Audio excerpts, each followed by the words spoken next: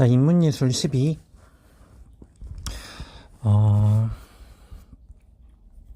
자, 봅시다.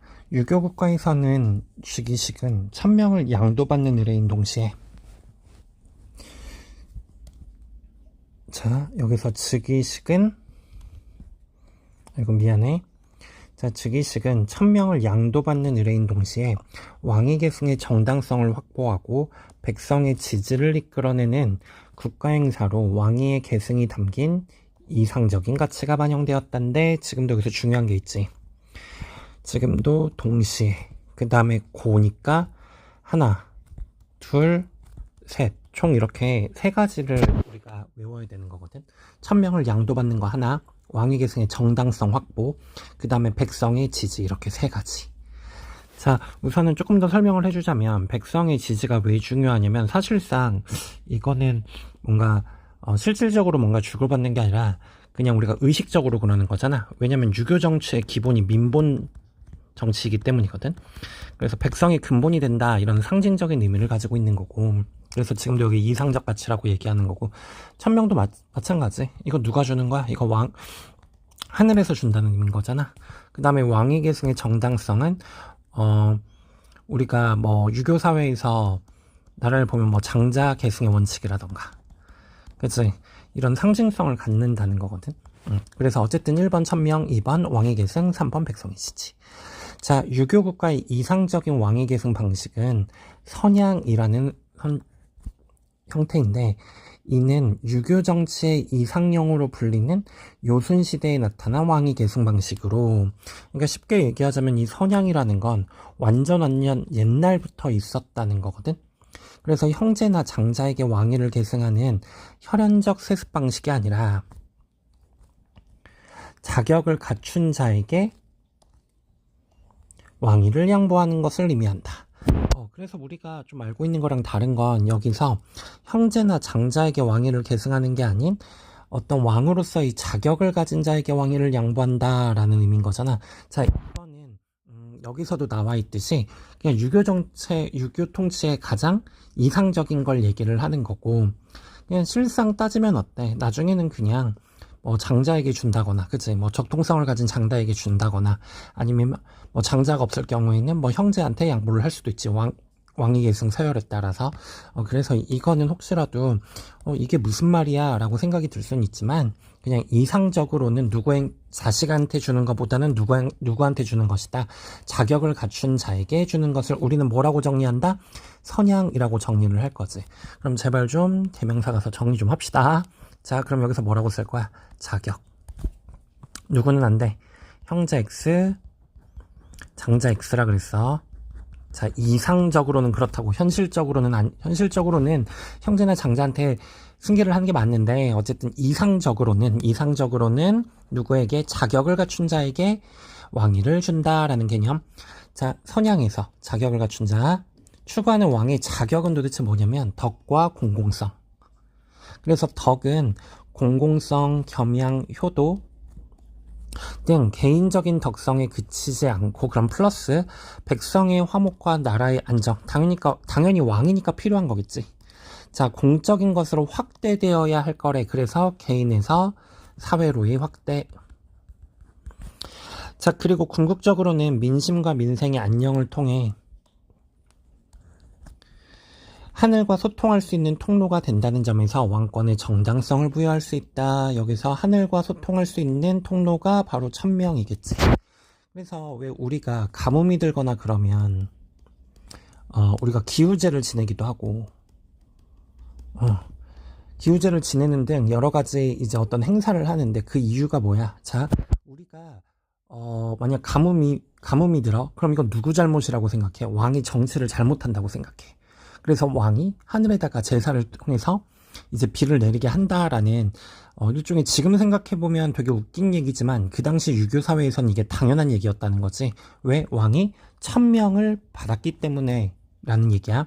자, 어쨌든 봅시다. 국가는 왕의 개인적 소유물이 아니라 공적인 것이기 때문에 자격을 갖춘 자가 다스려야 되고, 자, 자격 나오면 바로 뭐라고 반응해야 돼? 선양이라고 반응을 해야겠지. 덕이 있는 사람이 왕위에 올라야 당연히 정당성이 부여된다. 자, 그럼 왕위 계승의 정당성은 뭐랑 연결? 덕이랑 연결이래, 그치? 그 다음에 오케이. 자, 그래서 덕을 갖춘 자가 왕위에 계승하는 것이 공공성에 기초한, 자, 덕을 갖춘 자가, 정당성을 갖춘 자가 왕위를 계승하는 게 당연히 공공성에 기초한 정치를 할 수 있는 방법이고, 여기서 공공성은 뭐야? 공공성은 백성의 화목과 나라의 안정, 민심과 민생이라는 거겠지. 통해 신의와 화목함이 갖추어진 사회를 만들 수 있다는 것이 선양에 담긴 생각이었다. 자, 한번 정리해보자. 자, 유교에서의 즉위식이란 개념은 1번 천명을 양도, 2번 왕위 계승의 정당성, 그 다음에 3번 백성의 지지. 그래서 선양이라는 말 자체는 이상적인 왕위 계승 방식이다. 근데 선양에서는 반드시 중요한 게 뭐라 그랬지? 자격을 갖춘 자. 그지? 자, 그래서 장자나 형제가 아닌 자격을 갖춘 자. 자, 그럼 왕의 자격은 뭔데? 덕과 공공성. 자, 여기서 덕으로 확대인데 덕은 정당성이라고 했지. 덕은 정당성이고 없네. 그래서 개인의 덕성으로부터 공적인 것으로 확대된다. 민본주의. 그 다음에 왕권에 대한 정당성이 부여가 되는데 민심과 민생의 안녕, 하늘과 소통할 수 있는 통로가 된다. 자, 민심과 민생의 안녕에서 하늘과 소통할 수 있는 통로. 자, 이건 뭐 때문이지? 천명을 받은 것 때문에. 그지? 자, 자격을 갖춘 자, 덕이 있는 자가 왕의 정당성이 부여되는 건 개인적 소유물이 아니라 아까도 얘기했듯이 공적인 것이기 때문에 라고 얘기를 해줬지. 자, 선양에 담긴 생각, 덕을 갖춘 자가 왕위를 계승하는 것이 공공성에 기초한 정치를 할 수 있는 방법인데 신의와 화목함이 갖춰진 사회를 만들 수 있다라는 거지. 개인적 차원을 넘어서 자, 공공성을 기초했기 때문에. 자, 계속 갑시다. 많은 유교 국가에서 선양에 담긴 가치를 왕위 계승 방식에 담으려고 했고, 당연하지. 유교 국가에서는 지금 덕과 공공성이 필수이기 때문에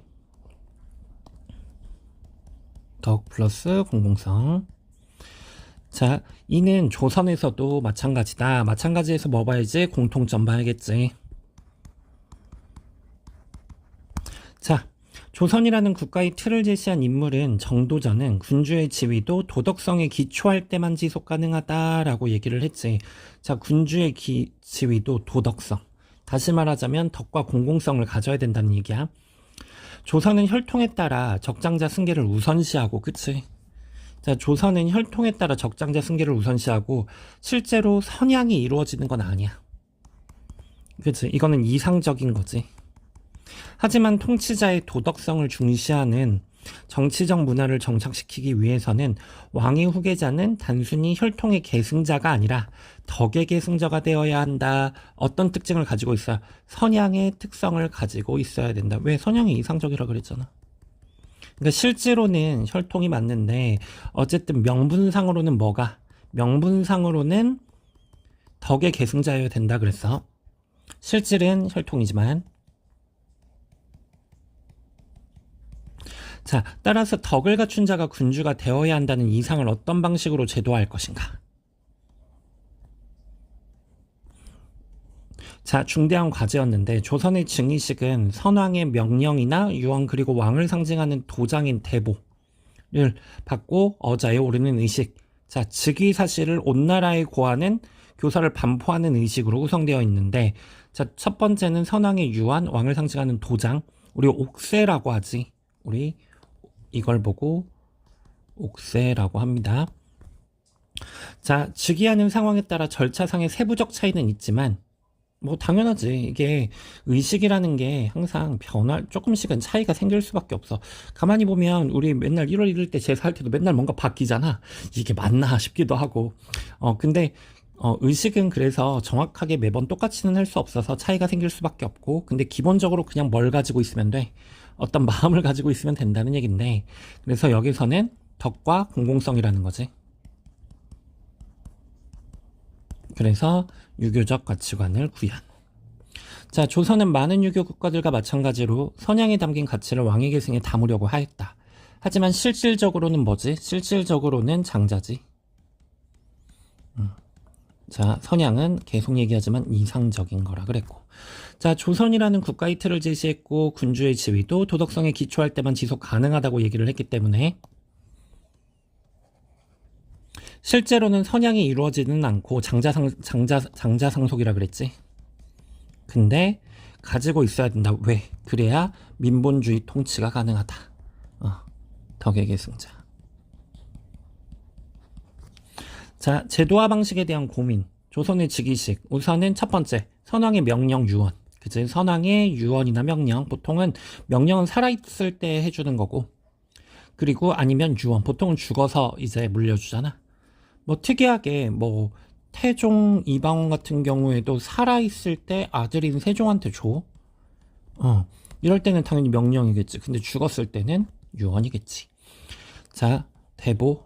이거 아까 뭐라 그랬지? 옥세라 그랬지. 자, 즉위사실을 온 나라에 고하는 교서. 조선의 왕의 계승 방식에는 수선, 사위, 반정이 있었는데, 자, 한번 볼까? 자, 그럼 1번 수선. 자, 이럴 때는 1번, 2번, 3번 써야 된다 그랬지. 선왕의 생전에 후계자에게 물려주는 거래. 아까 예시 누구 들었지? 태종 이방원. 태종 이방원이 우리 세종대왕에게 줬을 때, 살아있을 때.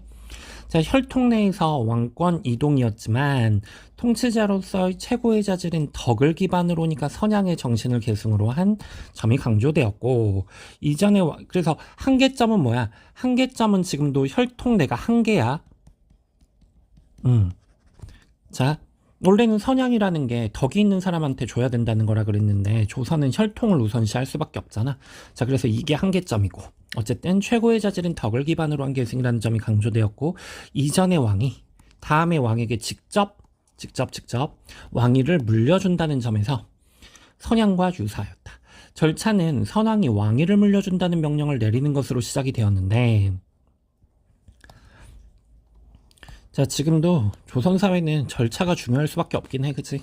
자, 이후 선왕이 후계자에게 옥세를 전달하면 후계자는 사양하는 글을 올리고, 자, 후계자에게 지금 선왕이 후계자에게 옥세를 주면, 자, 후계자는 사양하는 글을 올린대. 근데 왜 사양해? 자, 이게 유교덕 미덕이야. 그래서 2번 사양하고 원래 3번째 받는 게 원칙이기도 하거든. 참 웃기지. 근데 이게 왜? 이게 우리는 유교사회. 다시 말하자면 유교의 정신을 지금도 어쨌든 사회의 지배적인 정신은 유교라는 거잖아. 그래서 그 유교에서 이상이라고 생각하는 것들을 그대로 시행하는 데 의미가 있어서 그래. 자, 그래서 사양하는 글을 올리고 대보를 다시 선왕에게 돌려주면서, 자, 겸양의 태도를 드러나게 하였다. 쓸데없는 짓이지. 자, 이러한 절차는 반복적으로 이루어지는 경우가 많은데, 그래서 왜 우리 2번 사양하고 3번째 받는 게, 그래서 3, 3번이라는 게 유교사회의 이상한 원칙이잖아. 자, 후계자의 덕을 직접적으로 드러내는 행위로, 자, 여기서 반복적으로 돌려주는 것들을 여기서 사양하고 겸양을 우리는 이거를 직접적으로 덕을 드러내는 장치라 그랬어. 후계자가 혈통 때문에 왕위를 이어받는 게 아니라 자질을 충분히 가지고 있기 때문에 천명을 받고 왕위에 오른다는 것을 보여주기 위한 일종의 쇼였다. 자, 이렇게 후계자의 덕을 강조하는 절차를 새로운 왕의 정치적 권위를 안정시킬 수 있었는데, 지금도 봐. 덕이 아까 뭘 의미한다 그랬지? 민본주의를 의미한다 그랬잖아. 이후 신하들의 경화나 교서를 반포하는 의식은 새 왕의 등극을 백성과 함께 축하한다는 의미로 거행하였고, 자, 여기서도 지금도 주어 잘 봐야 돼. 신하들의 경화나 교서를 반포하는 의식이야. 새 왕의 등극을 누구와 함께? 민본주의이기 때문에 반복해서 계속 나오지. 백성과 함께. 새로운 왕은 덕에 기반한 어진 정치에 힘쓸 것을 다짐하였으며, 덕에 기반한 어진 정치니까 지금도 선양이지. 자, 드러내는 왕으로서의 자질을 보여주려 하였다. 자, 그래서 지금 우선은 첫 번째 수선, 사위, 반정 중에 수선에 관한 얘기를 먼저 시작을 했고, 자, 우선은 생전에 살아있을 때, 그래서 태종 이방원에 대한 예시를 들어줬지. 그래서 덕을 기반으로 한 계승이라는 점이 강조되었는데, 이전의 왕이 다음 왕에게 직접 왕위를 물려준다. 자,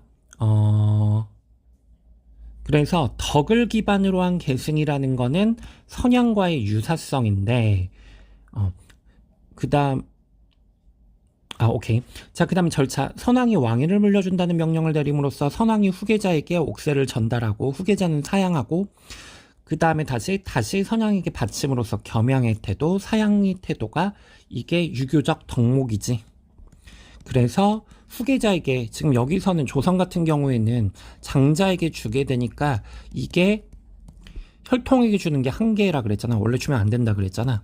그래서 한계를 극복하기 위해서 얘한테 덕이 있다라는 걸 직접적으로 알려주는 장치가 뭐라고? 사양과 겸양이다. 오케이. 자, 그래서 절차가 반복적으로 이루어지는 까닭은 천명을 받고 왕위에 오른다는 것을 보여주기 위함이다. 자, 그래서 덕을 강조하는 절차, 반복적인 행위, 사양과 겸양의 반복적인 행위. 자, 그래서 왕의 정치적 권위를 안정시킬 수 있어. 누구로부터? 백성들로부터 인정을 받게 되는 거지. 이거 왜? 민본주의라 그랬지? 그 다음에 세왕의 등극을 백성과 함께 축하한다는 의미. 신하들의 경하나 교서를 반포하는 거. 신하들에게 경하를 받고 축하를 받고 교서를 반포한다. 자, 그래서 덕에 기반한 어진 정치에 힘쓸 것을 다짐하여 책임감을 드러낸다. 오케이. 책임감까지.